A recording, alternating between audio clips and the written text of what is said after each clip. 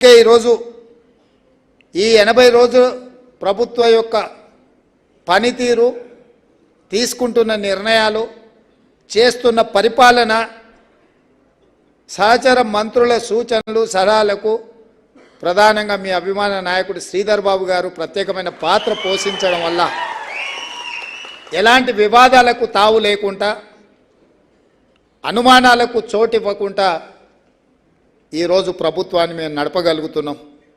శాసనసభలో కూడా మీరు చర్చలు చూసినారు.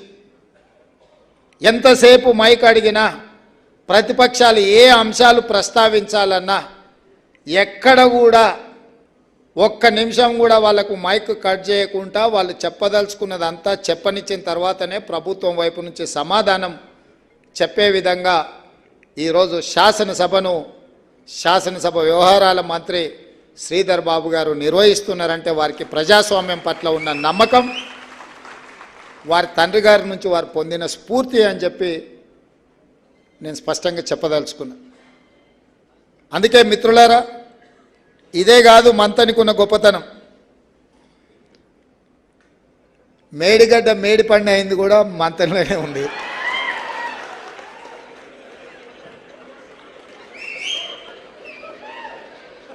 ఇప్పుడు అందరూ అక్కడికే వెళ్తున్నారు చూసి వస్తామని. అది కూడా వారి ప్రాంతంలోనే ఉంది. మొట్టమొదట వారే కనిపెట్టి మమ్మల్ని అందరినీ తీసుకెళ్ళిండు. మొట్టమొదట నన్ను, రాహుల్ గాంధీ గారిని అక్కడికి తీసుకెళ్ళడం జరిగింది. ఆ తర్వాత మీడియా కావచ్చు, ప్రతిపక్షాలు కావచ్చు, పాలకపక్షం కావచ్చు, మేమందరం అక్కడికే వెళ్ళి చూస్తున్నాం. మంతనికి అంత ప్రత్యేకత ఉన్నది.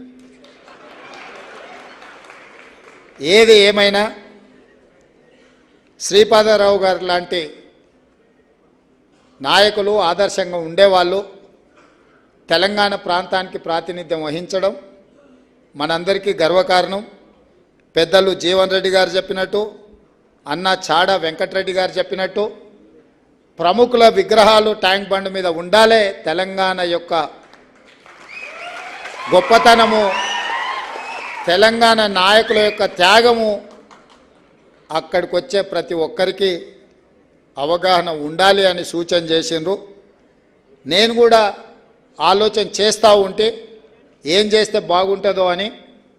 ఖచ్చితంగా తెలంగాణ రాష్ట్రంలో ఉన్న గొప్ప గొప్ప వ్యక్తులు, కొమరం భీమ్ కావచ్చు, రామ్జీ గోండ్ కావచ్చు, చాకలి ఐలమ్మ కావచ్చు, సర్దార్ సర్వాయి పాపన్న గౌడ్ కావచ్చు, ఈ తరంలో పివి నరసింహారావు గారి విగ్రహం వచ్చింది, జైపాల్ రెడ్డి గారు కావచ్చు, శ్రీపాదరావు గారు కావచ్చు, ఇట్లా చాలామంది ప్రముఖులు తెలంగాణ ప్రాంతంలో దేశ రాజకీయాలను ప్రభావితం చేసే విధంగా, 10 తరాలకు ఆదర్శంగా నిలబడే విధంగా ప్రజా జీవితంలో ఉన్న వాళ్ళను చాలామందిని మనం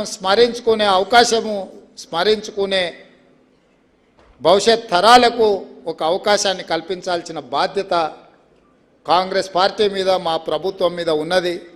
తొందరలోనే తప్పకుండా పర్యాటక శాఖ మంత్రిగా ఇతర మంత్రులతోటి ఒక మంత్రివర్గ ఉపసంఘాన్ని నియమించి తప్పకుండా ట్యాంక్ బండ్ మీద విగ్రహాలను పెట్టే విధంగా, అందులో తప్పకుండా శ్రీపాదరావు గారి విగ్రహం పెట్టే విధంగా రాష్ట్ర ప్రభుత్వము నిర్ణయం తీసుకుంటుంది. తొందరలోనే విధానపరమైన నిర్ణయాన్ని ప్రకటించి తెలంగాణ ప్రాంతంలో ఉన్న ప్రముఖులను మనము స్మరించుకోవాల్సిన అవసరం ఉన్నది, గుర్తుపెట్టుకోవాల్సిన అవసరం ఉన్నది. భవిష్యత్ తరాలకు గుర్తు చేయాల్సిన బాధ్యత మన మీద ఉన్నది. కాబట్టి వారి అభిమానులకు, శ్రీధర్ బాబు గారి అనుచరులకు ఈ వేదిక మీద నుంచి పెద్దలు జీవన్ రెడ్డి గారు, వెంకటరెడ్డి గారు, మిగతా పెద్దలందరూ చెప్పిన విధంగా తప్పకుండా వారి సూచనను రాష్ట్ర ప్రభుత్వం పరిగణలోకి తీసుకుంటుంది. ఇది మా బాధ్యత. తప్పకుండా బాధ్యతను నేను నెరవేరుస్తానని తెలియజేస్తూ మీ అందరి దగ్గర సెలవు తీసుకుంటున్న మిత్రులారా.